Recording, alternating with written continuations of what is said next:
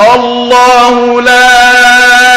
إله إلا هو الحي القيوم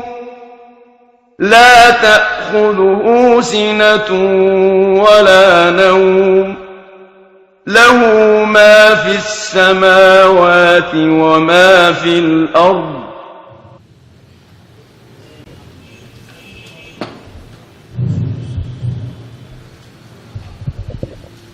الحمد لله وأشهد أن لا إله إلا الله وحده لا شريك له الملك الحق المبين وأشهد أن نبينا وحبيبنا محمدا عبد الله ورسوله وصفيه من خلقه أرسله الله بالهدى وبدين الحق ليظهره على الدين كله ولو كره الكافرون صلى الله عليه وعلى آله وصحبه وسلم تسليما كثيرا أما بعد فالسلام عليكم ورحمة الله وبركاته dájúdájú àti mà ìgbé Ọlọ́run ọba Ẹlẹ́dàá wa ó ṣe lófin ìgbé kí oṣù méjìlá kó máa bẹ nínú ọdún oṣù méjìlá yìí ó jẹ́ àkójọpọ̀ ń tàn pè ní ọdún kan a sì ti mọ̀ yìí pé kàlẹ́ndà àwọn ẹni tó gbà yìí pé oṣù méjìlá ní ń bẹ nínú ọdún ó pé oríṣiríṣi ó ń bẹ nínú àwọn kàlẹ́ndà yìí kàlẹ́ndà tó sọ yìí pé nínú àwọn oṣù yìí oṣù tó jẹ́ ìjọ mọ́kànlélọ́gbọ̀n wà èyí tó sì jẹ́ ọgbọ̀n wà eléyìí tó sì jẹ́ méjìdín àbí mọ́kàndínlọ́gbọ̀n wà ní ìgbà tí kàlẹ́ndà Islam sì sọ fún wa yìí pé bákan méjì péré ló ń ka iye ọjọ́ tí ń bẹ nínú oṣù kọ̀ọ̀kan tí ó bá jọ́gbọ̀njọ́ yóò sì jẹ́ ọjọ́ mọ́kàndínlọ́gbọ̀n gẹ́gẹ́ bí ọ̀rọ̀ anabi wa Muhammad sallallahu alayhi wa sallam tóní ash-shahru hakadha wa hakadha wa hakadha aw hakadha wa hakadha wa hakadha oṣù inú kó jẹ́ ọgbọ̀n àbí mọ́kàndínlọ́gbọ̀n anabi sallallahu alayhi wa sallam ó fi ọwọ́ rẹ̀ ó fi ṣe àpèjúwe kí ló dé tó fi fọwọ́ ṣàpèjúwe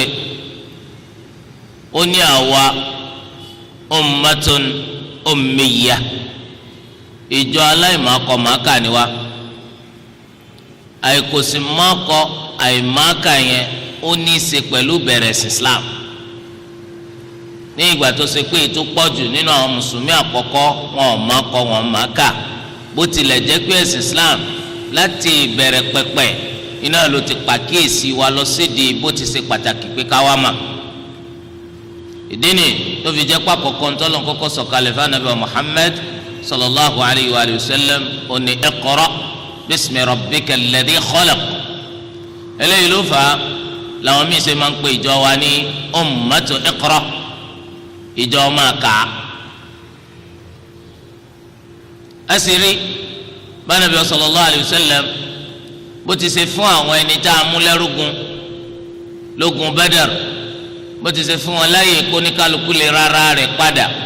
pẹ̀lú kíkọ́ mẹ́wàá nínú àwọn ará Madina ní mímọ̀ akọ àti mímọ̀ aka yẹn ni pé ẹni tó bá mọ̀ akọ màkà nínú àwọn ará Mẹ́kà inú tí ó fi túra rẹ̀ lẹ̀ ó náà ní pé kọ́ èèyàn mẹ́wàá nínú àwọn ọmọ Madina ní mímọ̀ akọ àti mímọ̀ aka tó bá ti ṣe bẹ́ẹ̀ kọ́ máa lọ ilé ìtumọ̀ sí pé Islam ka ìmàkún gidigidi ẹnìkan sọ pé mi ò máa kọ mi ò máa kà mo fi jọ anabi Muhammad ni sallallahu alayhi wa sallam a sọ pé ọ tẹ gidigidi fi jọ anabi báwo anabi tó ní ká wá mu wọ́n wá ní màkà òní màkà tó anabi sallallahu alaihi wasallam fọwọ́ sàpèjúwe pé bóṣù ti ṣe rí ni amakọ́ màkà mẹ́wàá ẹni ń bẹ lọ́wọ́ méjèèjì ó fi méjèèjì sàpèjúwe lẹ́ẹ̀mẹ́ta mẹ́wàá lẹ́ẹ̀mẹ́ta ọ̀dọ́gbọ̀n ó tún fi méjèèjì sàpèjúwe nídàkejì lẹ́ẹ̀mejì ẹlẹ́ẹ̀kẹta tẹ̀kejì ọwọ́ aká ọ̀kan nínú àwọn ọmọ ọ̀ka rẹ̀ ọ̀ka kù ó túmọ̀ sí pé tó sùn ọ̀bájọ́ gbọ́njọ́ a sì jẹ́ ọjọ́ mọ́kàndínlọ́gbọ̀n a sì mọ̀ pé kàlẹ́ndà tẹ̀sí Islam ń ṣe làá máa mọ iye ọjọ́ tí oṣù kọ̀ọ̀kan nínú rẹ̀ bá kó sínú látàrí bóṣù ti ṣe lé àti bí oṣù ti ṣe di wípé pòórá ọjọ́ tí ń bẹ láàrin ìgbà tó sùn lé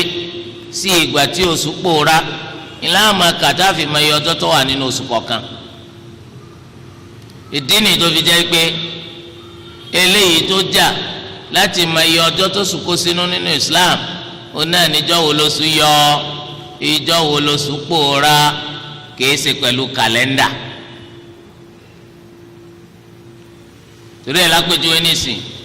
ẹ̀rí takuwimu ummil qura takuwimu ummil qura nínú àwọn kàlẹ́ndà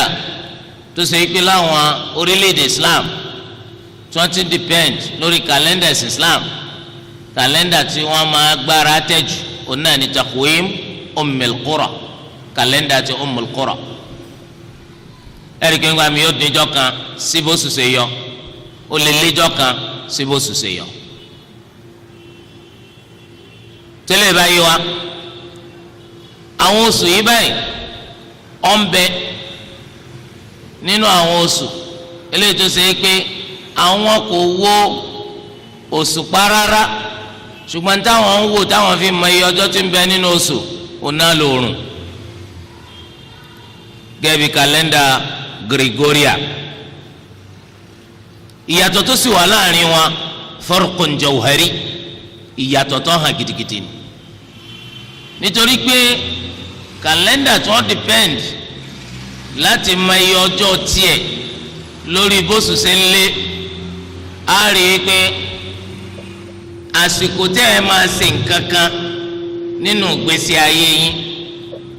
ní nǹkan tó ṣe pé kàlẹ́ndà eléyìí tí ó dìpẹ́ǹdì lórí oṣù bóṣù ṣe ń yọ àti bóṣù ṣe ń wọ̀ ìlà fi ń kà á ẹ rí i pé nǹkan yìí ò lè máa bọ́ sígbà kan náà ní gbogbo ìgbà gẹ́gẹ́ bí hajj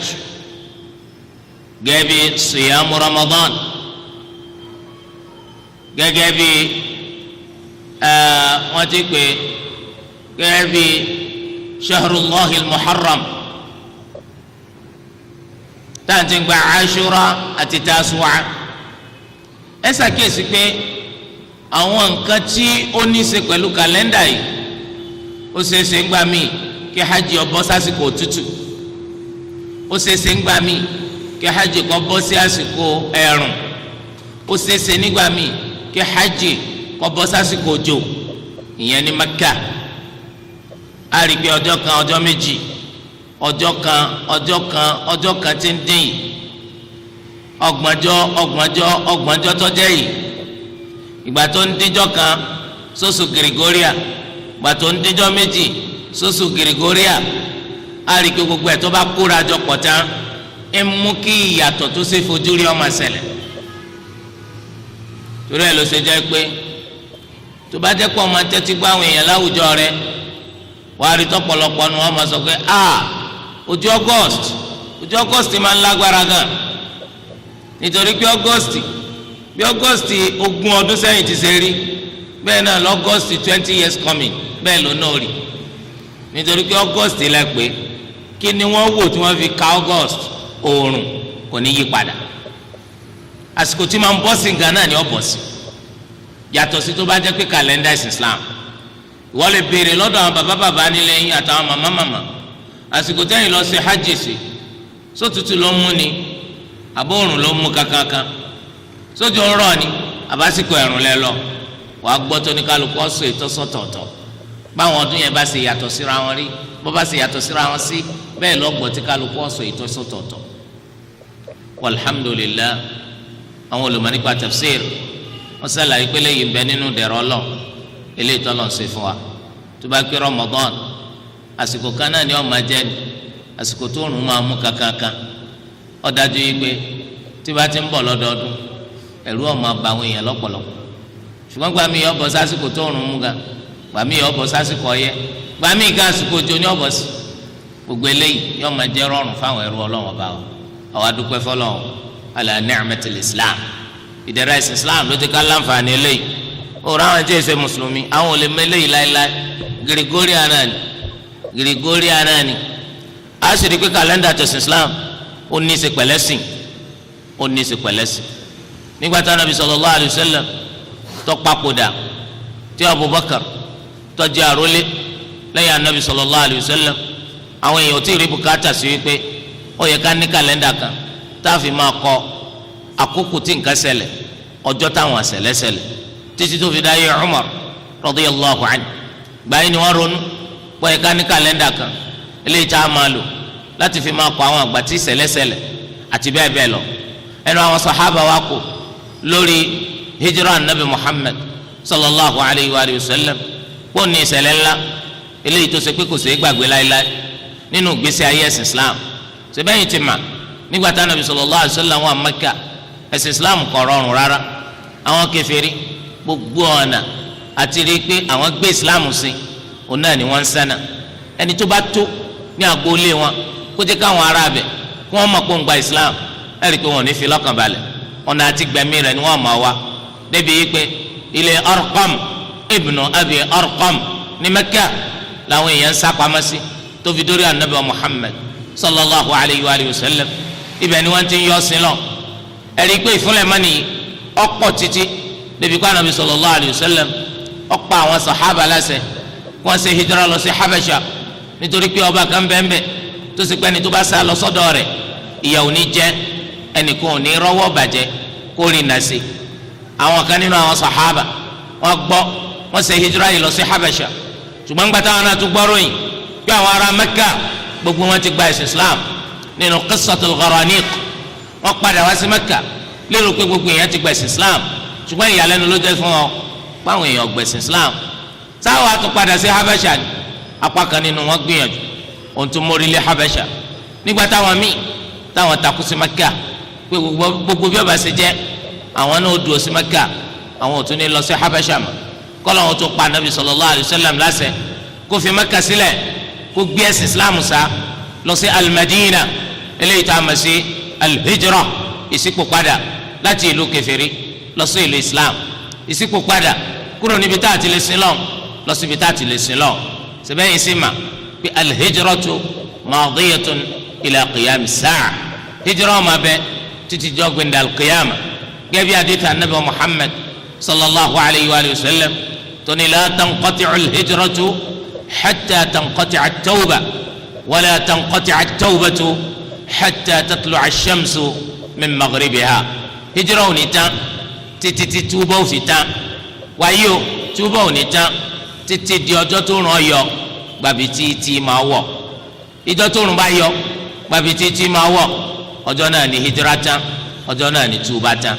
torí ẹ̀ má ṣe tara rẹ jẹ ṣebí wọn máa pẹ̀lú tó ń gbé kọ̀rọ̀rùn fún ọ láti sin lọ àwọn èèyàn fúnlẹ̀ mọ́ lè annaka taqul Allahu akbar torí kó ń sọ pé Allahu akbar wọn ló kubi tó gbà nílùú táwọn yìí ó gbà fún sani ẹnikẹ́ni tó bá ti sọ pé Allahu akbar ló wọ́n sọ àwọn pa ni kí wọn lọ gan fibẹ̀ sílẹ̀ wa ardullahi wasi'a ilẹ̀ Ọlọ́run ọba fẹ̀ ìṣe dandan ni ká gbélu kan ká gbé bẹ̀ títí tá a fi kú níbi tí o ti rọ̀ wá lọ́rùn láti sin lọ dandan ni kò fibẹ̀ sílẹ̀ kọ́ lọ síbòmí ọwọ́ ni ẹ orí ló mú wálẹ̀ yìí ńgbà náà wà ń kọ́ sọ̀rọ̀ ẹnìkan tó forí rìn wọ̀lú ó ń sọ yìí pé ibẹ̀ ni wọ́n bí òun sí wọ́n wá bí ọ síbẹ̀ lọ́wọ́ atúmọ̀ sí pé kọ́ gan síbẹ̀ níbi tí o ti rọ̀ lọ́rùn láti sin lọ síbòmí nítorí pé tó bá fi ìlú kan sílẹ̀ tí o ti rọ̀ ọlọ́run láti sin lọ ó dájú pé wàá rí lómi tí o ti rọ̀ ọlọ́run láti sin lọ. ìgbà míì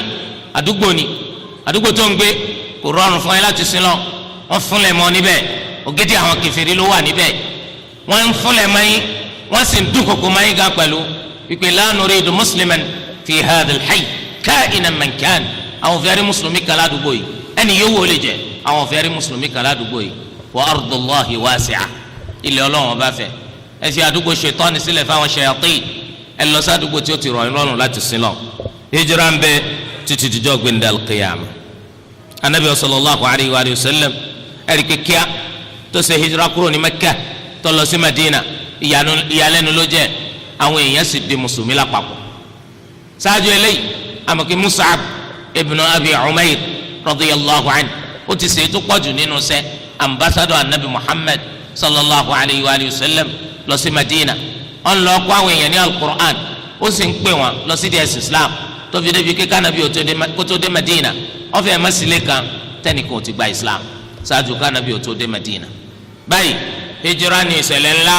eléyìí tó ṣẹlẹ̀ nínú ìgbésí ayé ẹ̀sìn Islam tó fi di pé àwọn ọ̀lẹ wọ́n di alágbára àwọn tí ò lè sọ̀rọ̀ kẹ́nìkan kó ń gbọ́rọ̀ ẹnìkan wọ́n dẹni tó ṣe pé tí bá ń sọ̀rọ̀ ẹnìkan tó gbọ́dọ̀ rótó má subhanallah. ìdí ni tí Umar radiyallahu anhu tó fi ní òun dání mara kó jẹ́ pé hijira nabi Muhammad sallallahu alayhi wa sallam láfi máa kọ́ déètì. ìdí ni tó fi jẹ́ pé kàlẹ́ndà hijira iná làwa mùsùlùmí là ń lò walhamdulillah. kàlẹ́ndà yìí ó pàtàkì púpọ̀ a sì máa yí pé àwọn mùsùlùmí wọn kà kún rárá bó ti ṣe pàtàkì púpọ̀ àwọn mùsùlùmí wọn kà kún rárá. ìdí àìkàkún òun náà ní pé ẹni tó jóní sí oṣù nínú wa kàlẹ́ndà tó fi ń gbowó oṣù January February March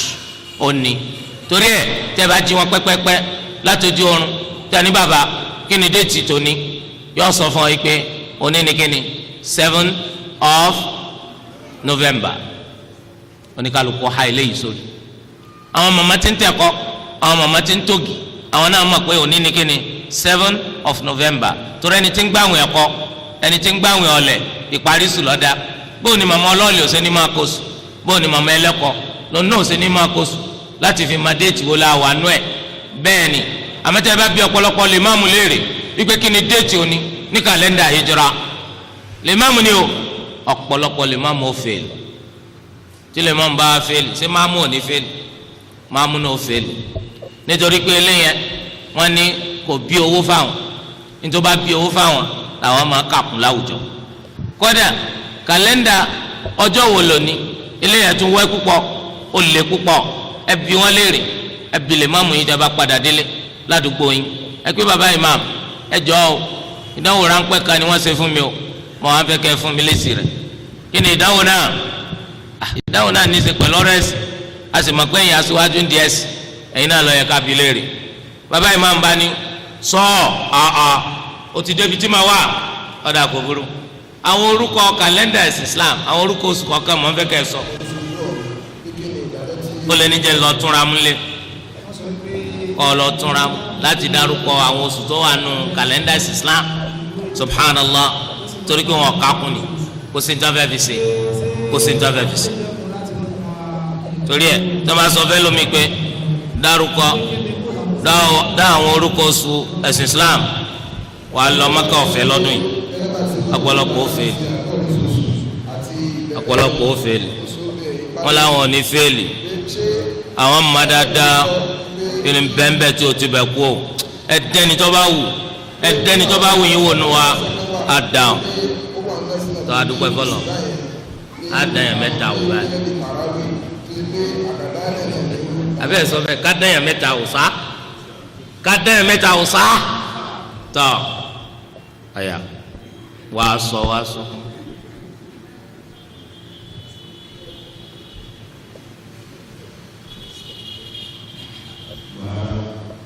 wọn gbọ́ o wọn gbọ́ o tó ń wò.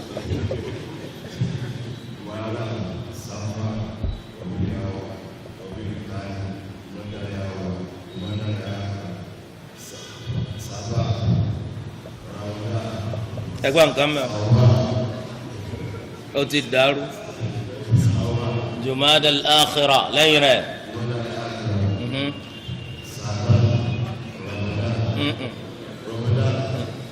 gbogbo yẹn sọ pé ọgbà ọtàn bí ọtàn ẹ má bá sùkò jẹ lẹ́yìn náà gbogbo ètò tún gbà gan ọ̀gbà torí pèkúpè ló ń pè mara safar ẹgbẹ́ bó ṣe pé tó pé dáa tọ́ bàbá ètùkò ẹ wá pè ẹ wá wí kíni ọ̀yọ̀ọ̀yọ̀.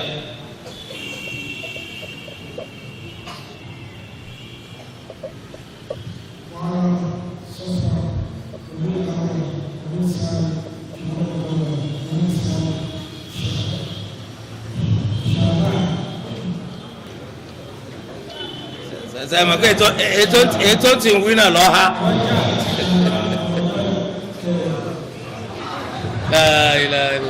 ọ̀dà ká January February ká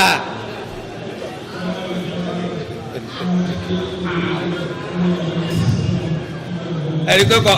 kọ̀kọ́ lẹ́nu la ilaha illallah ọ̀dà Abdulalim.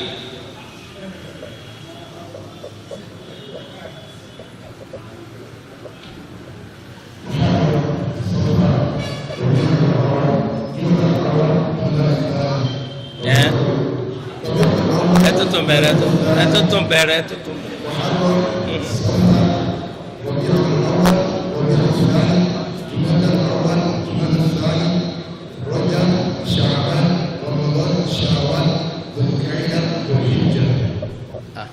Amadu gbẹfọlọ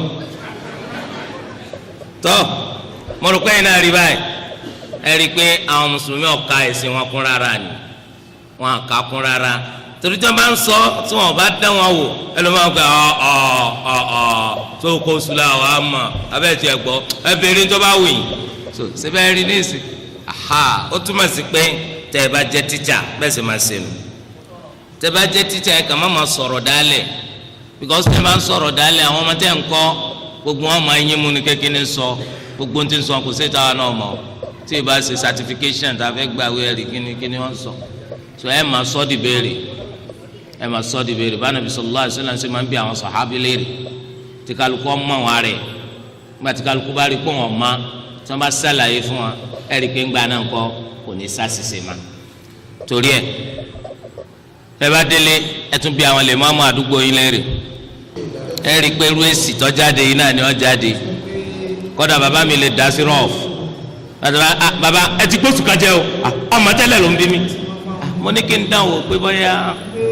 ntí mo mọ̀ ṣe déédéé ni wọ́n bá sọ pé oṣù mọ́kànlá lè kà kó pé méjìlá ó lè kó wọn tán ó lè pè so ńgbà tó bá ti hàn kó lódò lè yàn tí ó sì fẹ́ kó wọn mọ̀ sẹ́mi pé nítorí kù náà ni pé kọ́ máa lóhùn ó sì pè torí ẹ̀ al-Muharram oṣù alákọ̀ọ́kọ́ nínú kàlẹ́ndà Islam oṣù yìí báyìí kí ni ntọ́ tọ́ka ṣe nínú ẹ̀ kí lẹ́sìn Islam tọ́ka sí ká máa ṣe nínú oṣù alákọ̀ọ́kọ́ oṣù ẹ̀sìn Islam ó tọ́ka sí pé oṣù yìí àkọ́kọ́ ọ̀kan ló jẹ́ nínú àwọn oṣù àbọ̀wọ̀ mẹ́rin tọ́lọ́run bá ní kó máa bẹ nínú oṣù méjèèjìlá ọ̀kan ló jẹ́ nínú àwọn oṣù àbọ̀wọ̀ mẹ́rin tọ́lọ́run ní kó máa bẹ nínú oṣù méjèèjìlá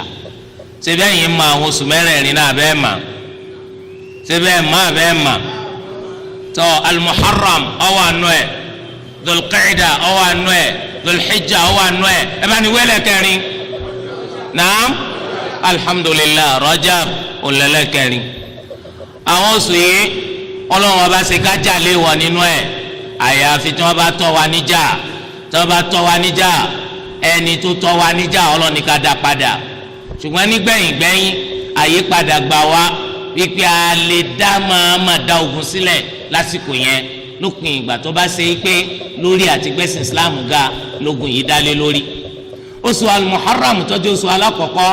nínú kàlẹ́ndà Islam yìí báyìí ìjẹ́jẹ́ mọ̀kọ́ Ànábì Muhammad sallallahu alayhi wa sallam nínú hadith wa Abu Hurairah radiyallahu anhu ó ní afdalu siyam ba'da Ramadan shahrullahi al-Muharram wa afdalu salati ba'da al-fariidati salatu al-layl rawahu Muslim Ànábì sallallahu alayhi wa sallam ó lè tọ́lọ́lájú nínú siyam ìkọ́ẹnuró ìtọ́lọ́lájú nínú rẹ̀ ìyàtọ̀ sóṣù Ramadan tó jẹ́ ọba láàrin gbogbo kẹnuru pátágbà eléyìí tó lọ́lá tó láàrin tẹ̀lé ti Ramadan ó náà ní kẹnuru nínú oṣù Ọlọ́run tá à ń pè ní kíni al-Muharram sẹ́mi pé Muharram náà la wà báyìí èyí tó lọ́lá jù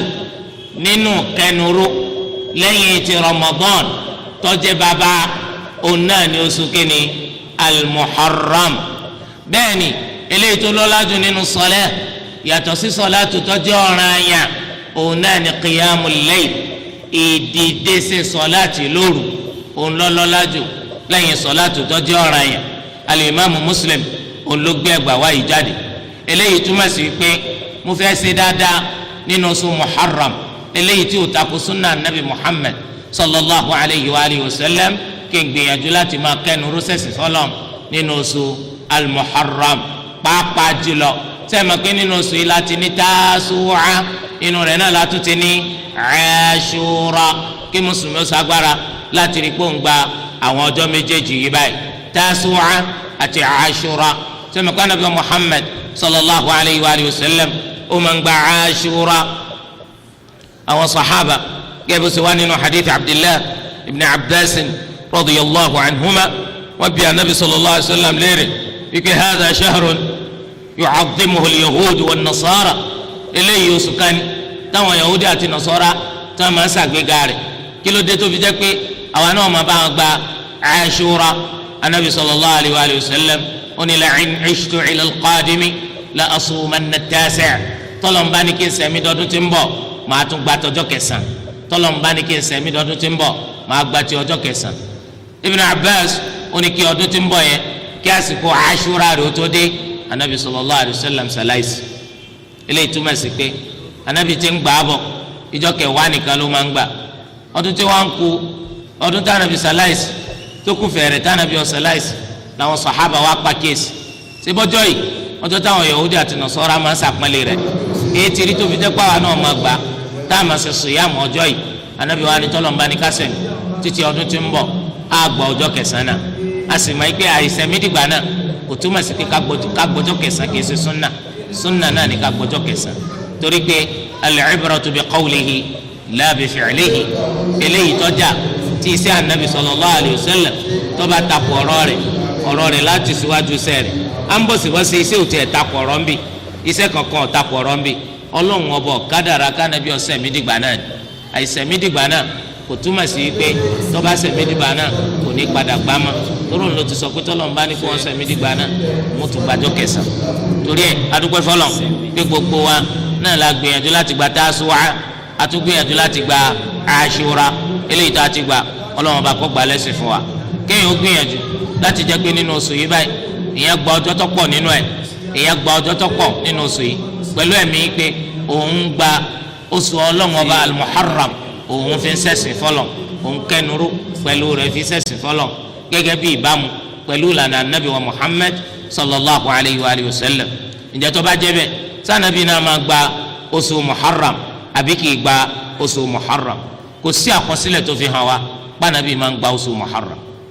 kò sí àkọsílẹ̀ tó fi hàn wá pànàbí máa ń gba oṣù Muharram. al-Imam an-Nawawi rahimahullah ó ní kí ló dé tó fi sọ fún wa yìí pé siyamu oṣù Muharram ńlọlọlá sí kejì lẹ́yìn tí oṣù Ramadan táàsì rí lákọọ́lẹ̀ wà nàbí sallallahu alayhi wa sallam máa ń gbà níta rí lákọọ́lẹ̀ ó náà ní hadithi Aisha radiyallahu anha wà nàbí sallallahu alayhi wa sallam kò sóṣù kan tó máa ń ṣe siyamu pọ̀ nínú rẹ̀ yàtọ̀ sí oṣù Ramadan àfi oṣù Sha'ban kí wọ́n á ló dé tó fi jóṣù Sha'ban tí èso oṣù al-Muharram tó ṣe pé náà lọ́pọ̀ wọlé oṣù Ramadan nínú ọlá akásí siyamu nínú ẹ̀ al-Imam an-Nawawi ó sọ oríṣiríṣi àwọn sábàbí tó lè jẹ́ ìdínà tó lè jẹ́ ìdíwọ́ fún Ànábì sallallahu alayhi wa sallam tó mú máma gba oṣù al-Muharram ṣùgbọ́n gbogbo ẹ̀ pátá korongodo kò sí ètò fìyàn lọ́kàn balẹ̀ kò sí ètò fìyàn lọ́kàn balẹ̀ téèyàn lè dìpẹ́ǹdì lé lórí pé lóòótọ́ bẹ́ẹ̀ ni ọ̀sán ó ní ó lè jẹ́ pógun ó lè jẹ́ pógun ní ọjà Ànábì ọ̀ráyè ó lè jẹ́ pé kínní nínú oṣù wọn jagun kan nù Ramadan abẹ́rẹ́ bẹ́ẹ̀ ṣé gbogbo Muharram ìgbésí ayé Ànábì sallallahu alayhi wa sallam láti gbà tí Islam ti dé ogun náà wá ní tó ń torí ẹ̀ á kàn sọ pé Ànábì ọgbà àìgbá rẹ̀ kò túmọ̀ sí pé kọ̀ lọ́la torí pé ọ̀rọ̀ rẹ̀ ti tọ́ka sí pé òun lọ́lọ́lá jù lẹ́yìn oṣù Ramadan eléyìí jẹba ẹnìkan wá bí Ali ibn Abi Talib radiyallahu anhu ó bi léèrè ó ní èwo lọ́lọ́lá jù nínú siyam yàtọ̀ sí oṣù Ramadan Ali radiyallahu anhu ó ní ìgbẹ́ nìkan kó ṣe béèrè yìí rí yàtọ̀ sí ìbéèrè tí mo gbọ́ tẹ́nìkan sí bẹ́ẹ̀ lọ́dọ̀ anabi wa Muhammad sallallahu alayhi wa sallam ó ní ya Rasulallah ayya shahrin ta'muruni an asuma ba'da shahri Ramadan ìrẹ anabi sallallahu alayhi wa sallam oṣù wo ló fi pa mí láṣẹ kí n máa ṣe siyamu nínú ẹ̀ yàtọ̀ sí oṣù Ramadan anabi sallallahu alayhi wa sallam ó ní in kunta sa'iman ba'da shahri Ramadan fasumil muharram tó bá jẹ́ pé ìwọ bá fẹ́ ṣe siyam ní oṣù mi tó yàtọ̀ sí oṣù Ramadan a jẹ́ pé oṣù muharram òun náà ni kó máa ṣe siyamu rẹ̀ fa innahu shahrun taaba Allahu fihi ala qawmin wa yatubu fihi ala qawmin akharin torí pé ní oṣù yìí lọ́lọ́wọ́n bá foríjì àwọn kan yóò sì tún foríjì àwọn míì nínú oṣù yìí bákan náà al-imaamu Abdullah ọmọ imaamu Ahmad ibn Hanbal olùgbé àdéhìí jáde àti àwọn míì ọ̀nà tó sì gbà wá ó fẹsẹ̀ rìn lẹ̀ ó túmọ̀ sí pé iṣẹ́ olóore ọ̀kan nínú iṣẹ́ olóore eléyìí tí ṣẹ̀ríà tó pa kíyèsí wa kásẹ̀ nínú oṣù yìí òun náà ni as-siyam ìkẹnu rúṣẹ́sì fọlọ́ bákan náà a rí i pé nínú àwọn iṣẹ́ olóore eléyìí tí ẹ̀sìn Islam tó fi pa wá láṣẹ tó sì wá lójú kòkòrò ká máa ṣe nínú oṣù yìí báyìí òun náà ni siyamu Ashura àti Tasu'a Ashura àti Tasu'a torí pé anabi Muhammad sallallahu alayhi wa sallam ó máa ń gbàjọ Ashura ó sì máa ń pa àwọn sàhábà láṣẹ pé káwọn náà gbà ṣùgbọ́n nígbà tó kú dẹ̀dẹ̀ tánàbí ó filẹ̀ ayé sílẹ̀ gẹ́gẹ́ bí hadith Abdullahi bin Abbas bó ti ṣe sọ wọ́n ní ya Rasulallah innahu yawmun tu'azzimuhu al-yahudu wan-nasara ọjọ́ táwọn yahudi máa pálí àwọn nasara náà máa pálí kí ló wá dé sí èsì pàwọn náà fẹ́ fara jọ wọn bẹ̀ faqala Rasulullah sallallahu alayhi wa sallam anabi wa ike àti ọlọ́lọ́n kò máa bá ó ní fa idha kana al-'aam al-muqbil insha Allah sumna at-tasi' tó bá dọ̀tún ti ń bọ̀ pẹ̀lú gọlọ́ àtúgbàjọ́ kẹsàn pẹ̀lú jọ́ kẹwàá qala falam ya'ti al-'aam al-muqbil hatta tuwaffiya Rasulullah sallallahu alayhi wa sallam ọdún tí ń bọ̀ dé bá nàbí láyé tá nàbí fífilẹ̀ ayé lẹ̀ ilé túmọ̀ sí pé nínú àwọn ṣe olóore ilé ìjọsìn Islam tí ń fẹ́ ká ṣe nínú oṣù yìí báyìí òun náà ní ká gba Ashura àti Tasu'a a sì lè gbàdú bẹ́ẹ̀ lọ gẹ́gẹ́ bí ọ̀rọ̀ alákọ̀ọ́kọ́ ti ṣe tọ́ka sí èyí tó lọ́n bá gbà fún ọ ike kò lè gbà nínú oṣù yìí kò sí ní tó burú níbẹ̀. tán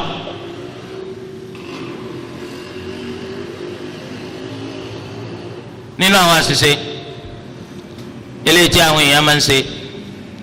nínú oṣù yìí báyìí òun náà ní pé ọ̀pọ̀lọpọ̀ nínú wọn ní sọ̀látù Ashura wà sọ̀látù Ashura wọn lọ wà ìwọ wà ní sọ̀látù Ashura àgbọ̀rí wàláhì wọn ni wọn àti ọkọ kí ó tẹ ẹ mọ ojú bí ń tí báyìí lọ adúpẹ́ fọlọ ẹ̀yin tẹ ẹ mọ rẹ́gẹ́dẹ́ bó ní sọ̀látù Ashura wà mọ̀lùkọ́ yìí ti gbọ́ rí ẹ̀rí kan yẹn náfìlà rẹ̀ rí sọ̀látù Ashura al-Imam as-Suyuti rahimahullah nínú tírà rẹ̀ al-La'ali al-Mudhi'ah àbí al-La'ali al-Masnu'ah nínú tírà rẹ̀ yẹn ó sọ nípa rẹ̀ ṣùgbọ́n sọ yìí pé hadithi tó sọ nípa náfìlà Ashura hadithun mawdu'. irọ́ ni wọ́n pa má nàbí wa Muhammad sallallahu alayhi wa sallam torí ẹ̀ ṣé náfìlà Ashura wà kò sí o torí àdìsí tó mú wọn kọ́ irọ́ ni o wọ́n parọ́ rẹ̀ má nàbí sallallahu alayhi wa sallam Suyuti ni rawa majahil àwọn ẹni tá a dámọ̀ lọ gbà wá àwọn ẹni tá a dámọ̀ àwọn ni wọ́n gbà wá tọ́ eléyìí jẹba o torí ẹ̀ tabari táwọn kan kó jọ lọ́jọ́ Ashura wọ́n ní sẹ́yìn náà ti sàlùwàlá àlùwàlá ti kíni àsìkò magrebi ò ti tó àsìkò ìṣá ò ti tó wọn ní náfìlà Ashura ni torí gbogbo rẹ̀ náà lèyàn máa rí gbàmbẹ á sọ pé àbí gbogbo aburú torí tó bá ti takuta Nabi sallallahu alayhi wa sallam wọn kì í róore ń bẹ tó bá jóore nítorí dájú ni pé kílẹ̀ ò tó sú yọ padà hàn sí yín pàbúrò ni. tọ́ ọ̀dà tẹ́ ẹ̀ bá gbà yín wọlé wọ́n tún ní kí wọ́n lè rí sí àdúrà Ashura wọ́n ní àdúrà kan wà tó jẹ́ àdúrà Ashura eléyìí tá a gbọ́dọ̀ kà ní òru Ashura àti ọjọ́ Ashura òun náà gan lára àdádálẹ̀ ni àdádálẹ̀ làdúrà Ashura lórí ẹ̀tọ́ bá ní tírà kan tọkọ sínú rẹ̀ wípé du'a Ashura wà rọra fi sínú bracket bid'atun munkara bid'atun munkara torí tí wọ́n bá kú káwọn ọmọ rẹ̀ ọmọ lérò pọ́nà ni so tó bá ti wá kọ́ sí pé bid'atun munkara wà wá sáyìn rẹ̀ pé èmi mọ́ kọ́ bẹ́ẹ̀ so dàtà ọmọ rẹ̀ ò ní sí nàtọ́ bá kú torí àwọn ọmọ tí wọ́n sọ pé ti dáàdi wa máa ń ṣe nìyẹn náà tó bá yẹ kó kọ̀ da wọn bá sàmì sí so bàbá yẹn ti sàmì sí torí ẹnjọ́ tọ́mọ yẹn bá sọ pé tó bá sọ fẹ́ lómi pé àdúrà tó aṣúra lélẹ́ o mo sì jogún ẹ̀ lọ́dọ̀ bàbá mi ni ẹ̀yin ò lè sọ pé sáwọ́ tíra tó jogún lọ́dọ̀ bàbá rẹ̀ náà ẹ̀yin kàn gba tíra lọ́dọ̀ rẹ̀ ni wọ́n á kọ́ pé du'a wa aṣúra àwọn arìnrìn bracket bàbá sọ pé bid'atun munkara ọ̀ kátàn o du'a wa aṣúra bàbá rẹ̀ comment bàbá rẹ̀ sọ pé àdádálẹ̀ tó burú ni ẹ ṣàkíyèsí o táwọn olùmọ̀ bá sọ pé bid'atun munkara kò túmọ̀ sí pé bid'atun hasana kan wà o àwọn olùmọ̀ máa ń sọ pé bid'atun munkara kó lè bá a mọ̀ pé kò sí bídà tó dáa ni ìyẹn ni kí lẹ́yìn ìgbà tá a gbá létí tá a tó gbá ń pa ìtumọ̀ rẹ̀ nìyẹn torí ẹ̀ bídà ni àdádálẹ̀ ni kọ́ dá ilé ìjẹba bil munasaba ọ̀pọ̀lọpọ̀ ló kó tíra tí ọ̀dá sílé ẹ sì mọ̀ pé ikú ọ̀dọ́jọ́ àrùn òdòsù ikú lè mú yín lọ lójijì ẹ kọ́ àkọọ́lẹ̀ sórí àwọn tíra yìí ẹbí tíra kan nísìnyí wọ́n ní du'a al-fawz al-azim du'a al-fawz al-azim pé àdúrà yẹn o àwọn kútúbà lọ́wọ́ à ń bẹ̀ wọn kọ suratu Yasin bẹ̀ idha waqa'atil waqi'ah ọ̀nà wà ń bẹ̀ pé tó bá ti ka Yasin tán o ọba àjogójì lẹ́ka o ọba àjẹyè kan lẹ́ka o tẹ́ bá ka idha waqa'atil waqi'ah iye tẹ́ bá ka o ẹ wàá ké kútúbà yìí lẹ́yìn rẹ̀ kútúbà tó ṣe pé ma anzalallahu biha min sultan láyé kó kọ̀tọ̀dọ̀ ọlọ́run wa kọ̀tọ̀dọ̀ anabi sallallahu alayhi wa sallam wa kò sẹ́ẹ̀rì kan tó múnádókó tọ́tọ́ ka sí àfọpọlọ gbé kalẹ̀ ní àforíhun nínú rẹ̀ a rí i pé ọ̀pọ̀lọpọ̀ àwọn orúkọ ló wà ń bẹ tí kìí ṣe tọ́lọ̀ wọ́n ń pè nǹkan míì tó yàtọ̀ sọ́lọ̀ bí kò máa sọ pé yá dámdá yá ìlú àdẹ́dẹ́ bí ìlú sàdẹ́dẹ́ bí ìlú níbẹ̀ gan olè rí wàhálà bí ìlú fìtínà bí ìlú gbogbo orú àwọn kan yẹn wà á máa pè lẹ́yìn ọlọ́run a'udhu billahi minash shaitani rajim ṣé ó ti ẹ̀yẹ kọ́ mọ́ ojogun rẹ̀ ni ṣèbá tìgbà tí wọ́n ti wà láyé ló ti yẹ kó mú kó láìbírì rẹ̀ àbí òye wa àtìgbà tí wọ́n ti wà láyé ló ti yẹ kó mú kó because àwọn ọmọ alágídí lè wà nù àwọn ọmọ rẹ̀ sofa àti jogún ẹ̀ lọ́dọ̀ bàbá wa ẹnì kan ò lè sọ fún wa pé kódà ṣe é mọ kí ó tó bàbá wa gẹ́gẹ́ bí àṣà àwọn ọmọ olódò wọn ọmọ nǹkan kan fa yóò sì máa fi ti bàbá rẹ̀ ṣe kẹ́wọ́ ṣe é mọ kí ó tó bàbá ni ókè á mọ kí ó tó bàbá ṣé wọ́n wá mọ kí ó tó àwà mo rò pé yé wa idha iftakharta bi aba'in lahum sharafu qulna sadaqta walakin bi'sa ma waladu tó bá fi àwọn bàbá rẹ̀ ṣe yàrá tó fi ṣe fáàrí a sọ fún ọ yìí pé bẹ́ẹ̀ ni àwọn bàbá ni àwọn bàbá rẹ̀ àwọn èèyàn làwọn bàbá rẹ̀ àwọn olùmọ̀ làwọn bàbá rẹ̀ ṣùgbọ́n máa bú ni wọ́n fi sílẹ̀ sáyé kí ni wọ́n já ma kí ni wọ́n já ma because mo wọ agbádá bàbá mi kò sọ mí di bàbá mi mo jókòó lórí àga bàbá mi kò sọ mí di bàbá mi torí ẹ kí ni wọ́n já ma ńlọjà yẹsẹ pé kí ni bàbá rẹ̀ já ma wọ́n bí ọ kí ni wọ́n já ma torí ẹ ńlọ ṣe jẹ́ pé ẹ má fi tíra tí ọ̀dà alẹ̀ fáwọn ọmọ yín jogún torí yọ bẹ́ẹ̀ nù àwọn ọmọ ètí ó làgídí díẹ̀ tí wọ́n máa sọ pé tó bá kékeré yọ ọ̀dà ni bàbá mi ọba kọ̀wé sí tí ò bá tiẹ̀ dá ni wọn ìbá ti mú wọ láìbírì wọn torí ẹ gbogbo tí ò bá ti dá ẹ má jẹ́ kó ọmọ ojogún rẹ̀ lọ́dọ̀ yín tọ́ gbogbo kékeré kan àdúrà kìíní kan tí wọ́n bá ti bá súnà mọ́ ẹ sọnù mélòó la ti lè ṣe nínú ètò wa lọ́dọ̀ anabi sallallahu alayhi wa sallam táàfin wọn wá dùn àtọ̀tàkùtà anabi sallallahu alayhi wa sallam torí rẹ̀ àdúrà jọ aṣúra náà àdáadáa lẹ́nu ọ̀dà sẹ́mi kí al-muharram kàlẹ́ndà tuntun bẹ̀rẹ̀ dhul-qa'da kàlẹ́ndà kan tán ok sẹ́kọ̀ ayé kásá àdúrà bẹ̀rẹ̀ ọdún muharram la bẹ̀rẹ̀ fa sẹ́kọ̀ yẹ kásá àdúrà bẹ̀rẹ̀ ọdún káfí musa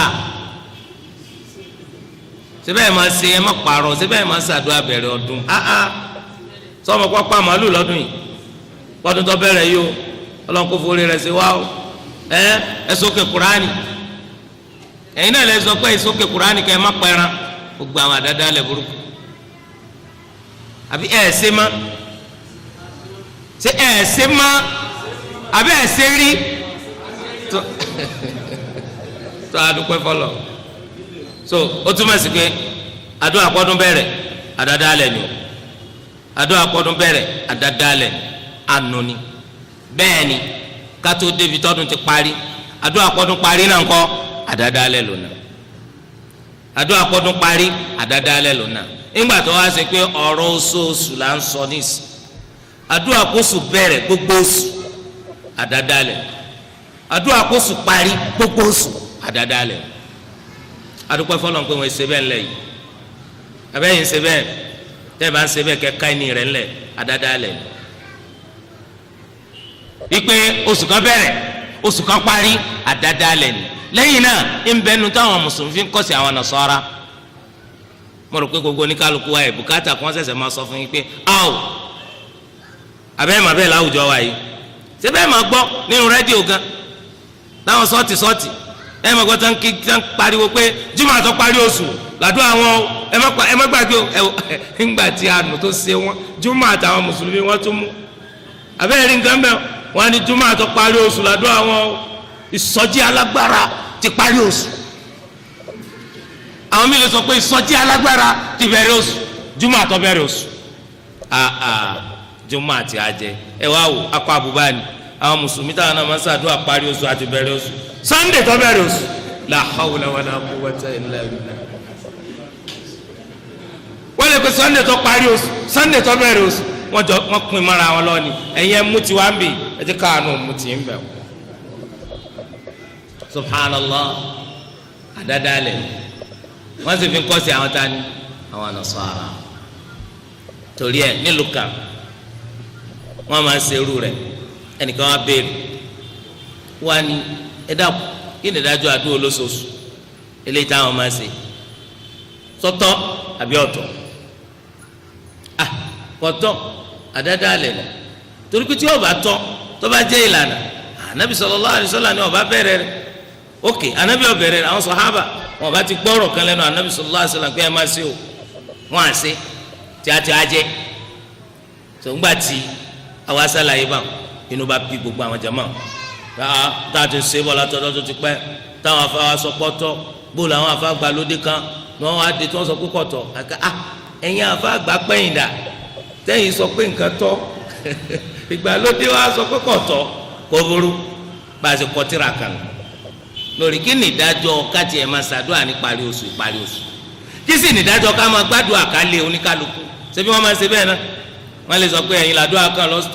ní Sunday yìí o tó ti kóra rẹ̀ sí gbèsè wọ́n ti dákú èlùbọ́ mọ́lẹ̀ yóò ti lọ́ọ́ máa rẹran túláàsì wọ́n ti máa dáná ọkọ̀ pò tí ó kí dáadáa tí ó kún fún mílìkì oníkálukú ọkọ̀ sọ ọ̀ràn yẹn àtijọ́ nǹkan lẹ́ ń bẹ̀ wọ́n jẹ sí ọlọ́run wọn làwọn wá ṣàdúrà ajaja kò tiẹ̀ rọra lọ lówó ọdọọdún yìí lọ́yẹ ká dùn ọmọ yìí wa àmẹ́ńtọ́ ẹ kó nǹkan la hawla wala quwwata illa billah ó lé pé látijọ́ yìí sí òtí yẹ ká dùn ọkàn náà látọ̀ kó ló dolo náà tí òtí yẹ ká dùn ọkàn náà gbogbo wàhálà gbèsè ayé wọn dà wàhálà gbèsè ayé rẹ̀ gan-an ni òjẹ́ ká dùn ọkàn torí tí àdúrà bá dọ́dọ̀ rẹ̀ ó lówó tó fi gbé lárugẹ tòwó gbé àdádálẹ̀ ní jama kí ló dé tó fi jẹ́ pé àdádálẹ̀ máa wú àwọn Yorùbá gánà rí kí ló dé tó fi jẹ́ pé ó wú àwọn lẹ́wù gánà rí wọ́n sá wà kankan kírẹ́ẹ̀tì náà ní kọ́dún bẹ̀rẹ̀ agbọ́dọ̀ sàdúà ọdún parí agbọ́dọ̀ sàdúà nínú àdádálẹ̀ oní àdìpé Muharram bẹ̀rẹ̀ ìsinmi ká declare nísinmi ẹ rí i pé ní state level láwọn state kan ní south west yìí wọ́n declare nísinmi wọ́n ní ẹ bó làwọn ṣe ní ṣe bẹ́ẹ̀ ṣe báwọn declare new year tàwọn Gregorian àwọn declare rẹ̀ nísìmí bó làwọn ṣe ní declare tó Hijra nísìmí ṣe báwọn mùsùlùmí náà wà lórílẹ̀‐èdè èyí ń dàbí kóòtù Islam tàníkẹ́ dálẹ̀ fún wa tẹ̀níkọ̀ yẹ wá àníkẹ́ dá kóòtù Islam sílẹ̀ ẹ̀níkọ̀ yẹ wá àmẹ́ ń dá ìsinmi tí ò lórí lọ́wọ́ ẹ̀ ń dálẹ̀ ṣe bẹ́ẹ̀ náà lẹ́ ń dá ìsinmi tàwọn olóṣàálẹ̀ bó lẹ́sẹ̀ pé náà ìṣẹ̀ṣe àbí ẹ̀kílà ń pè aha wọ́n tún dálẹ̀ wọ́n nítorí pé àwọn ẹlẹ́bọ ń bẹ láàrin àwọn káwọn fún wọn lẹ́tọ̀ọ́ wọn kó pé a sì ní ká ẹ bá wa dá kóòtù lẹ̀ ẹni kò yẹ wa kóòtù Islam ó yẹ wa àmọ́ ká máa ṣe ìsinmi hijiri ó yẹ wa ẹ wá ara wọn lè máàmù náà àwọn tó yẹ kó wọn jà fẹ́tọ̀ ẹ̀sìn Islam gbogbo wọn lọ péjọ sórí pápá ẹ kú ọdún òní o ẹ kú àjọyọ̀ tí kíni ọmọ yín bí ma ní. torí délé ara dáadáa lẹ̀ náà lélẹ̀ yẹn wọ́n bi imaamu Malik léèrè rahimahullah wọ́n ní sáà lè máa fọjọ́ jùmọ̀ sáà lè máa fi sinmi ó ní rárá o kò sí ní tọ́jú bẹ́ẹ̀ kálukọ́ gbàgbé sẹ́rẹ̀ gẹ́gẹ́ bí alimami ibn Rushd al-Jadd bó ti ṣe sọ nínú tírà rẹ̀ al-Bayan wat-Tahsil ọgbà wa lọ́dọ̀ imaamu Malik wọ́n bi léèrè ike sí ká máa fi jọ jùmọ̀ ká máa fi sẹ̀sìmí sí òbúrú olóbúrú kálukọ́ gbàgbé sẹ́rẹ̀ lọ. abẹ́ gbọ́ntọ́ lọ sọ ni fa idha qudiyatis salatu fantashiru fil ard wabtaghu min fadlillah wadhkuru Allaha kathira la'allakum tuflihun. tẹ́bá ti parí sọ̀láàtù jumu'ah ẹ jáde ẹ fọ́n kálórì la ẹ máa ẹ kọ́ kálukọ́ kọ́rí sẹ́nu sẹ́rẹ̀ kálukọ́ kọ́rí sẹ́nu sẹ́rẹ̀. jàdílé bá yé wa a jẹ́ pé ara àwọn àdádálẹ̀ náà nìyẹn àdúrà bẹ̀rẹ̀ ọdún àdúrà parí ọdún eléyìí ò sí nínú lànà eléyìí tọ́lọ̀ fi rán nàbí wa Muhammad sallallahu alayhi wa alihi wa sallam. bákan náà tùràrí eléèfín eléyìí táwọn èèyàn máa fín ní ìgbà tí oṣù Muharram tó bá bẹ̀rẹ̀ wọ́n máa pè ní bukhuru Ashura tùràrí Ashura wọ́n wá dáná sí wọ́n máa gbé wọnú mọ́sálásí wọ́n máa gbé wọ gbogbo ààyè wípé yóò lé gbogbo aburú jìnnà sáwọn èèyàn yóò sì mú kí gbogbo dáadọ́ máa jẹ́ tiwọn àti pé gbogbo ẹni tí wọ́n bá sàṣì gbogbo ẹni tójúkójú bá ti wò tùràrí yìí ní ó lé gbogbo ẹ̀ dànù ìgbàgbọ́ wọn nù adúpẹ́ fọlọ́n pẹ̀lú àdádálẹ̀ yóò tí ì sí láfíríkà áfíríkà wa dúdú àmọ́ wà áfíríkà wa àwọn áfíríkà alárúbáwá ní North Africa gbogbo irúbídà yìí wà lọ́dọ̀ irú Misra yẹn irú Libya irúbídà yẹn wà lọ́dọ̀ tiwọn Tunisia Aljazair Maghreb bídà fìdí sọlẹ̀ ńbẹ̀ so gbogbo àwọn eléyìí àwọn ní gbogbo irúbídà yẹn tó so Muharram bá ti bẹ̀rẹ̀ wọ́n máa dáná sí tùràrí ló kọ́ pé tùràrí yẹn kọ́ lé ó sì jìnnà nìyẹn múre wá bá ní ìgbàgbọ́ wọn nù a sì ti máa ń pé àdìsọ́kàn burúkú lélẹ́yìí àdìsọ́kàn tí ò lórí lọ́wọ́ àdádálẹ̀ tí ò gbádùn rárá nítorí pé tá à ń bá ń wàsọ ṣebí ìsìlámù ti kọ́ wa ní tá a máa fi wàsọ lápèjúwe à ń wàsọ fáwọn ọmọ wa ṣebí àti mọ̀tá nàbì sallallahu alaihi wasallam máa fi wàsọ fáwọn ọmọdé wẹ́wẹ́ u'idhukuma bikalimati llahi tammati min kulli shaytanin wa hamma wa min kulli shaytanin wa min kulli aynin lamma wa min kulli shaytanin أعيذكما بكلمات الله التامات من كل شيطان وهامة ومن كل عين لامة أنا بما في وصف الحسن أتي الحسين ẹlòmíì gbọ́ ọkàn yín mú ni pé gbàtà sí Saudi èyí tó ń sọ bí táwọn àjẹ olójú kòǹkò wà àwọn àjẹ akọ́mọdé agbọ́mọlọ tí wọ́n wà ẹ̀ka ọ̀rẹ́ tó kù má ẹgbọ́n nǹkan bá ọ̀rẹ́ tó kù má tọ́ torí ẹ̀rí tí wọ́n dé kíní kan mọ́ ọmọ lọ́rùn kínú nǹkan fúnra ara rẹ̀ oní òdìjúmọ́ gbárí ni pé gbogbo ojúkútú tó bá wù kọ́ fọ́ ìdínú tó fi jẹ́ pé tí wọ́n so mọ́ ọmọláyà oní òdìjúmọ́ gbárí ni ọmọ sọ̀rọ̀ okó nù wọ́n tún lè so mí máa ń dì torí ẹ ọmọ gbọ́dọ̀ bọ́ pátá ń di kó n fẹ́ yàgbẹ́ ẹ rò oríṣiríṣi ń di ọmọ ọrùn ọmọ owó ẹyọ ni ìkó dẹni ń so mọ́ ọmọ lọ́rùn sọmọ kọ yarí fún dádì rẹ títí wọn gbà wọn ní táwọn so mọ́ wọ lọ́rùn tó fi dàgbà lálàáfíà nù àwọn ó so mọ́ ọmọ grandson àwọn ó so mọ́ lọ́rùn bọ́ fẹ́ bọ́ kọ̀ bó fò bọ́ dẹ́yẹ ẹ̀sìn burúkú tó lọ́gbà àwọn onígbọ̀ láyẹ̀ sunna náà lẹ̀sìn burúkú fa lọ́dọ̀ àwọn bàbá lọ́dọ̀ àwọn màmá àni wọ́n tẹ̀ mọ́ sọ pé mo ti ẹ̀rẹ́ nìkan lánàá irú ẹ̀sìn yín ló náà ṣe irú ẹ̀sìn ẹ̀yin ẹ̀sẹ̀ mùsùlùmí ni torí lọ́dọ̀ tiwọn ẹni tí bá ti ṣe súnà ẹ̀sìn míì ló ń ṣe irú ẹ̀sìn yín ló náà ṣe ẹ̀yin ńkọ́ kúfúrú lẹ́yìn ṣe wọ́n wá mọ́ ọmọ rẹ òun ṣe irú àdúrà yẹn fún wọn máa wò pé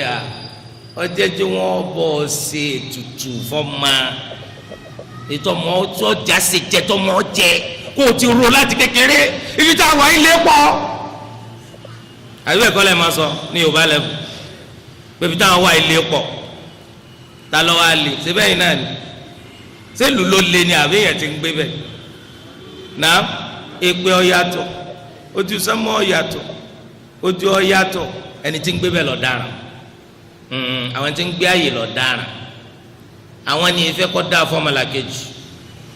àwọn ni máa bàtàrà àwọn jẹ ṣùgbọ́n kò sí bí okùn àwọn ọ̀daràn ti ṣe lè yí tó tẹnitọ́ gbà fọlọ́n tí ò lè fi àdúrà tó wá látọ̀dọ̀ anabi Muhammad sallallahu alayhi wa sallam tí ò lè fi jáda àyàfi tí wọn náà bá jẹ pé tó kò lè gbà nígbà tí wọn náà bá ti jẹ pé ò ní gbàgbọ́ sí ní tó ń wí lẹ́nu. u'idhukuma bikalimati llahi tammati min kulli shaytanin wa hamma wa min kulli aynin lamma ọwọ́ àná Hisnul Muslim wàá rí bẹ́ẹ̀ transliteration àtútùmọ̀ rẹ̀ sí Yorùbá lọ́nà tí ó fi rọ̀ ọ́ lọ́rùn láti wí èsì kọ́ ọmọ kọ́fọ́ lọ́mọ lórí tábàlà mú ni ọ̀la la mú gbogbo ojúkojú tó bá wù ọkọ fọ́ irọ́ lásán kò ní fọ́ torí pé tó ń wí lẹ́nu kò sí sọ̀ ń bẹ̀ sọmọ pé wọn náà wí títí ògidì aburú ló kunu lé ayé rẹ̀ bó o wà lọ́ máa ṣe lè rí sọ ọmọ ò lè rí sọ ọmọ ò lè rí sọ ọmọ rìn súnmọ́ ibi tó ti gbẹ́ sí yìí tó ń gún tilẹ̀ máa ṣàdúrà yẹn fúnra ara rẹ̀ oníkọ́mọ́dé bẹ́ẹ̀ máa ó lè lajúlẹ̀ ìtàlùbọ̀ ọ̀wọ̀ gbogbo orú ẹ̀sìn yìí wọ̀ farama ókè àṣewọ́ná ló wọ̀ àṣewàlẹ̀jẹ́ náà wọ̀ ibi tá a ti rí sọ ìdíntọ́lọ̀ fi rán Nabi Muhammad sallallahu alayhi wa sallam nínú àdádálẹ̀ òun náà ní pé nínú oṣù Muharram apá kan nínú àwọn tó máa ń ṣe khutuba jumu'a wọn máa wá sunkún lórí mímbàr pé onílọ́jọ́ Ashura ọjọ́ tó ń pa Al-Hussein ọmọ Ali tó ń pa ní Karbala ọlọ́nkọ́ lánàá àwọn tó pa ọlọ́nkọ́ sẹ́fẹ́ a'udhu billah àdádálẹ̀ kò sí nínú lànà eléyìí tó yẹ kí gbogbo wa pátátá bá rẹ ní ti ń ṣe bẹ́ẹ̀ kápálẹ̀ nu ma kò sí nínú lànà àwọn ẹni rẹ torí ẹ bákan náà nínú àwọn àdádálẹ̀ òun náà ní ìwọ́de eléyìí táwọn kan máa ń ṣe tó bá ti dijọ́ Ashura tó wọ́n máa ṣe ìwọ́de ká gbogbo òlu wípé àwọn ń fẹ́ kẹ́ni tí ọmọ ọmọ ẹni tó gbàgbéra kọ́ dàmà kó nà ó lè rántí kó ní mà lọ́jọ́ tó pa Al-Hussein ńgbà náà wọn kọ́ tí ká para tiwa náà ni tí ká para wa ni ó tún wá burú jáì àwọn míì nínú wọn wá chain ẹlòmíì ọwọ́ ọbẹ ẹlòmíì ọwọ́ arin wọn máa fi sára wọn wọn máa fi sára wọn wọn máa fi sára wọn wípé fidan laka ya Hussein fidan laka ya Hussein fidan laka ya Hussein pé àwọn ń fi ẹ̀jẹ̀ àwọn táwọn ń ta sílẹ̀ lónìí àwọn fi ń ṣe ìràpadà fẹ́mi ìwọ Hussein ẹ̀ẹ́rì tó jí ńgbà tí wọn fi ìràpadà síbẹ̀ ẹ̀rí tó jí irọ́ lásán àwọn ṣíà àwọn ló máa ń dẹ́sẹ̀ yẹn wò ṣé nìgídí yóò sì máa fi gbára rẹ̀ gbogbo wọn àwọ̀ ẹ̀wò funfun tẹ́lẹ̀ bá a ma irú bí wọ́n ṣe ń fira wọn sọ́sẹ́ ẹ̀wù kálukú wọn wà kún fẹ́ jẹ́ láti sọ pé ó wù àwọn láti fara gbá ìrora díẹ̀ tí ó jẹ́ káwọn tiẹ̀ mọ báwo lára ṣe ní Al-Hussein tó ń jọ tí wọ́n pa eléyìí ò sí nù lànà ò sí nù lànà kọmọ wá sí ìwọ́de ká pọ̀lọpọ̀ bá kú ọ ibi tí wọ́n bá kú ọ lọ adúpẹ́ fọlọ torí eléyìí ò sí nù ẹ̀sìn Islam tọ́lọ́ fi rán Nabi Muhammad sallallahu alayhi wa alihi wa sallam. kama wá lànà àwọn tó pa kama lànà àwọn tó ṣe kínní kò sí lọ́dọ̀ tiẹ̀ kò sí lọ́dọ̀ tiẹ̀ wọ́n gẹ́gẹ́ bí adájọ́ tiẹ̀ ti jẹ́ àbí kí àwọn kan tí wọ́n lọ péjọ sí mọ́sálásí kan ní Misr ní Al-Qahira wọ́n ń pè ní Masjidul Hussein ike bẹ́ẹ̀ ni wọ́n sin Hussein sí wọ́n á lọ mọ sunkún wọ́n mọ gbára dálẹ̀ ń bẹ̀ ẹni tí wọ́n máa forí rẹ̀ sógiri bí ìgbà tí èèyàn ń gbá bọ́ọ̀lù tí ń forí gbá bọ́ọ̀lù wọ́n máa forí gbógiri bí ẹni tí wèrè ń ṣe bí òun fẹ́ kórí ọfọ́ a'udhu billah àkọ́kọ́ náà pé mọ́sálásí Hussein ibẹ̀ ni wọ́n sin Hussein sí ṣe bẹ́ẹ̀ náà ti mọ̀ pé rọ́ọ̀nì níbo ni wọ́n pa Hussein sí Karbala níbo wọ́n sin sí Karbala ibi tí wọ́n pa sí nìyẹn, ibi tí wọ́n sin sí nìyẹn. wọ́n wá lọ gbé pósí kan tó jẹ́ pé bí kéèyàn mú bọ́ọ̀lù kí wọ́n fi fúláwà wé wọ́n á gbé sínú àpótí yẹn, wọ́n á lórí Hussein, wọ́n gbé orí rẹ̀ wá láti òdìdí Karbala. ẹ gbọ́rọ̀ irọ́ burúkú. wọ́n sọ de ẹran tí wọ́n kùn, wọ́n sin arábì kan, wọ́n sin orí bòmí, wọ́n á ń pè mọ́sálásí yẹn ní Masjid al-Hussein. torí ẹ̀ náà ṣe ń bú àwọn afa Azhar wípé ọ̀pọ̀lọpọ̀ ni wọ́n máa lọ ṣèdánilẹ́kọ̀ọ́ ní mọ́sálásí yẹn. wọ́n ní àwọn halaqat ilmiya tí wọ́n fi máa ń kọ́ àwọn èèyàn lẹ́kọ̀ọ́ mọ́sálásí yẹn. bóun ní sì máa kọ́ èèyàn lẹ́kọ̀ọ́ ní mọ́sálásí kan tí wọ́n ti ń ṣe bídíà tí ń sì ní máa ti kọ́ fún wọn. sẹ́wọ̀n kí lọ́dọ̀ tí wọ́n ọ̀pọ̀lọpọ̀ nǹkan tí ò da àwọn gan ní gbé lárugẹ. bẹ́ẹ̀ náà ni mọ́sálásí tó ń pè ní Masjid Zainab, àwọn mọ́sálásí méjì yẹn bídíà kún bẹ́ẹ̀ ní Qahira. àwọn afá Azhar sì pọ̀ nínú ẹni tí ń lọ kọ́ èèyàn lẹ́kọ̀ọ́ ńbẹ́. kí ló dé tẹ́ ẹ̀ máa rí tí wọ́n ń sa ìdá tẹ́ ẹ̀ ní kọ̀ fún wọn èyí ti rí. torí ẹ̀ ká máa wá páǹsì ìwọ́de ká máa bara jẹ́.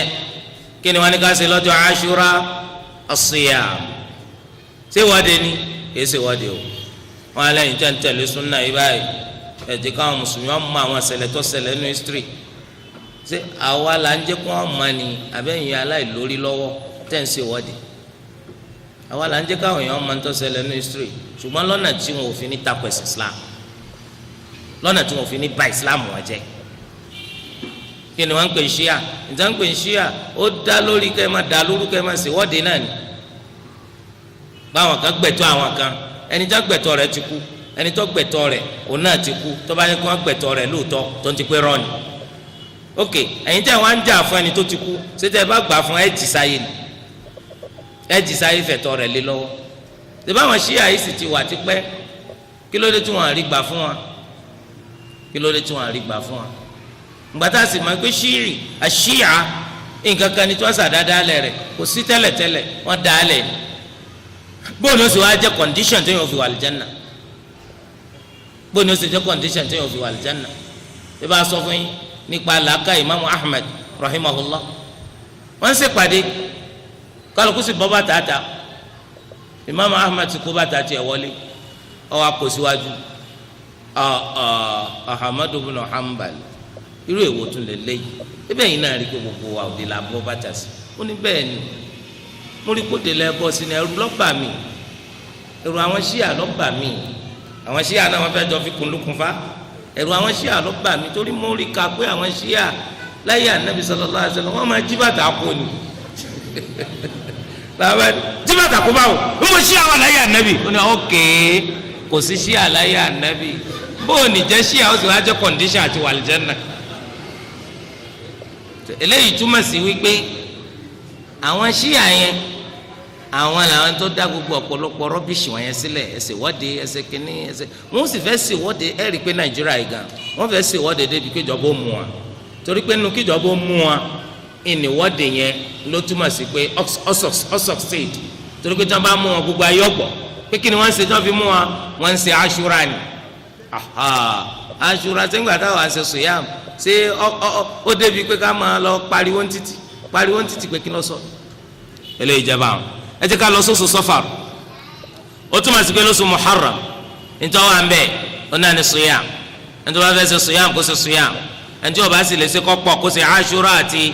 Tasu'a. bó tilẹ̀ jẹ́ pé al-Hafiz Ibn Hajar rahimahullah wọ́n ní àdìsí kan wá nínú Musnad ti al-Imam Ahmad rahimahullah níbẹ̀ anabi sallallahu alayhi wa sallam ó ní nínú kó gba ọjọ́ kẹsàn àti ọjọ́ kẹwàá àbí kó gba ọjọ́ kẹwàá àti ọjọ́ kọkànlá. sẹ́yìn mọ̀ pé tí wọ́n bá gba ọjọ́ kẹsàn àti ọjọ́ kẹwàá ó ti yapa sáwọn Yahud, tó bá sì gba ọjọ́ kẹwàá àti ọjọ́ kọkànlá ó tún ti yapa sí àwọn Yahud. Al-Hafiz wa gba ọ̀rọ̀ kan wá látọ̀dọ̀ apá kan nínú àwọn olùmọ̀, àwọn ń sọ yìí pé tó bá tiẹ̀ lè gba ọjọ́ kẹsàn ọjọ́ kẹwàá ọjọ́ kọkànlá ó dá púpọ̀, ìyapa hàn bẹ gidigidi. sòṣùgbọ́n ìtọ́kàn tí wàá balẹ̀ sí ni pé tó o bá gbàjọ́ kẹwàá àti ọjọ́ kẹsàn á jẹ́ pé gbàjọ́ kẹwàá àti ọjọ́ kọkànlá. àmọ́ ọjọ́ kẹsàn ìjọ́ kẹwàá ìjọ́ kọkànlá rárá o, torí kẹsàn mú wa ìjọ́ kẹsàn ìjọ́ kẹwàá ìjọ́ kọkànlá kó gba mẹ́tẹ̀ẹ̀ta papọ̀ kẹsàn àdìsí ló mú wa nínú kó gba ọjọ́ kẹsàn àti ọjọ́ kẹwàá àbí kó gba ọjọ́ kẹwàá àti ọjọ́ kọkànlá. ẹnìkan wá ní subhanallah òun ọ̀ràn ti gba Ashura ọlọ́ngbọ̀n lágbè òun ọ̀ràn ti gba asìdúpẹ́ fọlọ́ gbígbé oṣù al-Muharram náà láwà báyìí sóhun ò lè san padà ó ti bọ́ nìyẹn kọ́lọ́ má jẹ́ kẹ́mi rẹ̀ ọ bọ́ títí ọdún tí ń bọ̀ ni tí ó bá bọ́ títí ọdún tí ń bọ̀ àyè sì gbọ́ láti ṣe kínni láti gbà ṣùgbọ́n tọdún yìí ńkọ́ fata wa ghab ó ti lọ eléyìí jẹ́ bó ti ṣe jẹ́ ń bẹ̀ ẹ jẹ́ ká lọ sóṣù Safar oṣù Safar ọ̀pọ̀lọpọ̀ nínú àwọn aláìmọ̀kan ni wọ́n máa ń ṣe àdádálẹ̀ tó pọ̀ nínú oṣù Safar yìí báyìí tó oṣù Safar bá ti bẹ̀rẹ̀ ta ìbẹ̀rẹ̀ wọ́n lọ gbé wàhálà wọn ẹni tó bá ní wàhálà wọ́n gbé tada gẹ́gẹ́ bí àwọn tí máa ń hàn tù wọ́n lọ gbé wọ́n bẹ̀rẹ̀ sí ní hàn gbogbo àyà tó ní salam salam salam gbogbo àyà tó ní salam náà Al-Qur'ani wọ́n hàn salamun qawlan min rabbir rahim wọ́n kọ́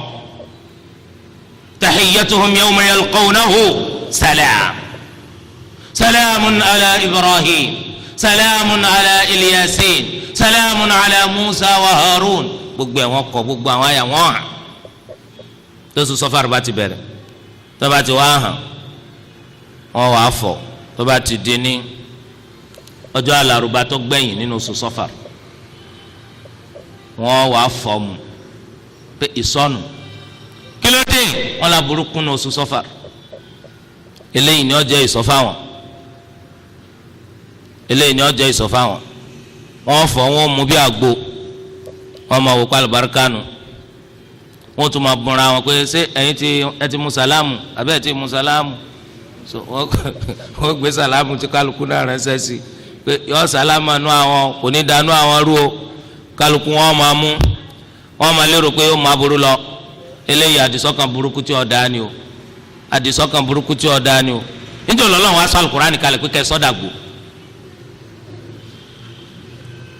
ẹ̀yin tó yẹ pé ẹ̀ kí Al-Qur'ani tẹ́ bá sì ka ẹ̀ màtúmọ̀ rẹ̀ ẹni tó màtúmọ̀ rẹ̀ kẹ́ fi ṣiṣẹ́ wọn á kí Al-Qur'ani mọ́lẹ̀ wọn mọ̀ wá hàn wọn sọ́dàgbò ó lè sọ pé Suratu Tawbah 40 ló ń gbọ́dọ̀ hàn mú sẹ́bẹ̀yìn náà mọ̀ pé rọ́kúnú ẹ̀ káti ẹ̀ pé hàn tún yẹn tọ́ kó tó hàn Tawbah ẹ̀yọ̀ kan gbogbo ọrùn rẹ̀ yóò ti kànkó gbogbo eegun rẹ̀ yóò ti kànkó kátó wá pé kọ̀tọ̀ yóò mọ̀ wá hàn yóò mọ̀ hàn wàhálà mi ọ̀gá tó ìdodo èèyàn láti lẹ̀ tí wọ́n mọ̀ hàn wọ́n wà fọ̀ wọ́n fọ́ mu tọ́ba wà hàn ogójì rẹ̀ ńkọ́ njẹ́ ò sí náà nà wàláì tó bá pọ́ lọ́n lóní kí wọ́n máa hàn bẹ́ẹ̀ wọ́n ní hàn torí pé àìmọye nǹkan lọ́lọ́ọ̀ ní kí wọ́n ṣe tí wọ́n ṣe torí di eléyìí báyìí eléyìí á máa hàn sàlámù sàlámù àdáadáa lẹ́ni o ọ̀ràn yẹn ló jẹ́ lórí gbogbo ẹni tó bá mọ̀ pé àwọn kan ṣe bẹ́ẹ̀ kó takò wọn kò sí nù lànà bákan náà èròkèrò tí wọ́n máa ń rò sóṣù Safar pé tá a bá kọ́lé tá a bá ṣèṣì kó lọ sílé tá a kọ́ lóṣù Safar ilé yẹn ò ní tura tá a bá ṣèṣì ra mọ́tò tá a bẹ̀rẹ̀ sí ní gùn lóṣù Safar àgùnkú nìyẹn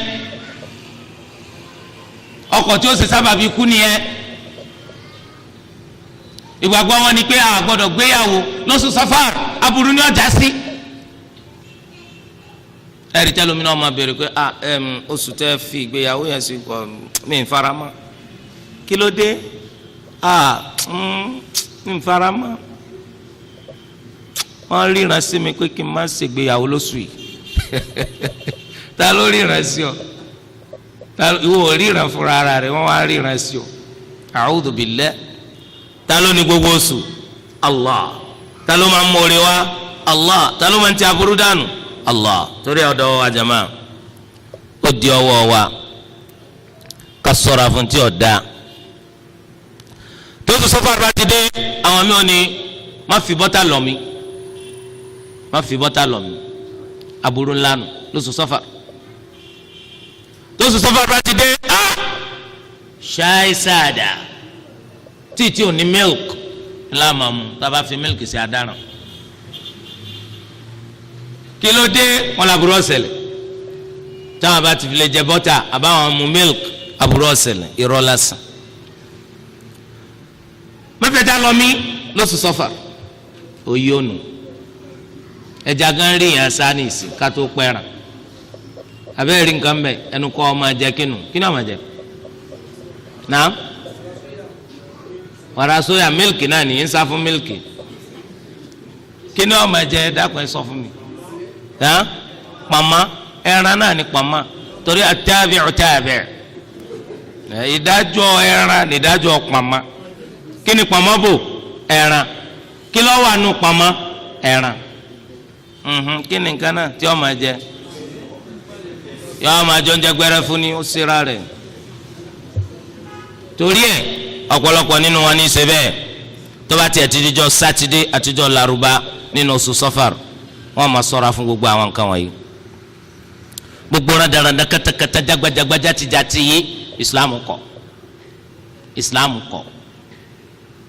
torí ẹ̀ ẹlòmíì ìyàwó rẹ̀ gbóúnjẹ kalẹ̀ ó sì fóúnjẹ lẹ̀ ó ní torí pé ẹja ń bẹ nu ọbẹ̀ oṣù Safar làwọn sì wà ó sì tún jọjọ sátidé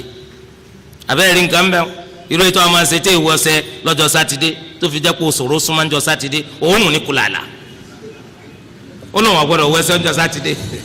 torí arísìkí òun lòún wẹ̀ dànù abẹ́rẹ́ rí nǹkan bẹ́ẹ̀ arísìkí tiẹ̀ dàbí eruku tó kù sí yàn la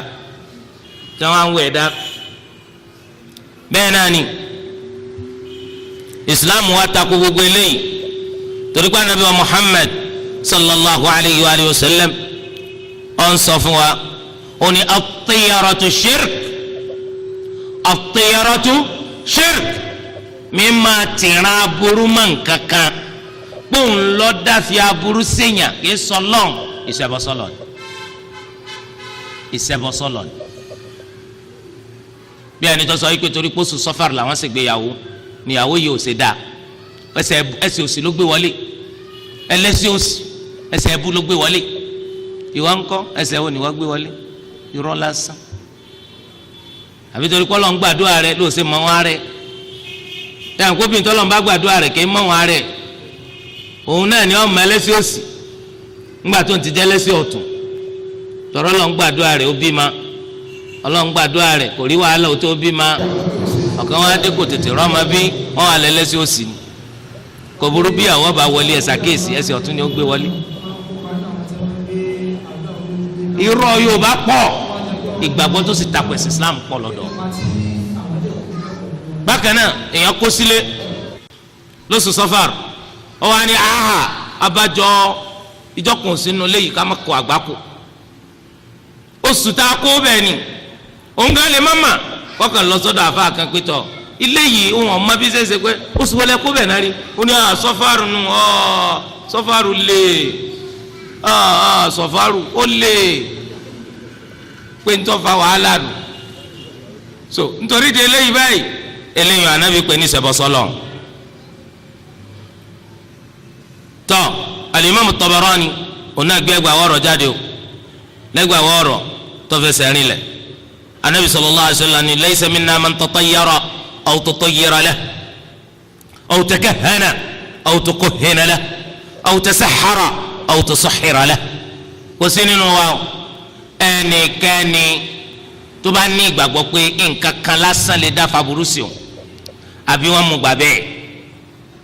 ẹnikẹ́ni tó bá gbà pé nǹkan kan lásán ó lè dá fi aburú sí o